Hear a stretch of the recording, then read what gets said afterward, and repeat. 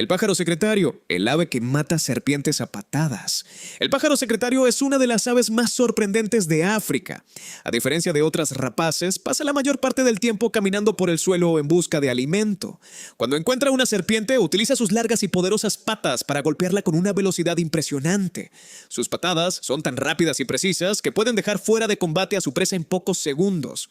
Gracias a esta increíble habilidad, es uno de los mayores enemigos de las serpientes en la sabana africana.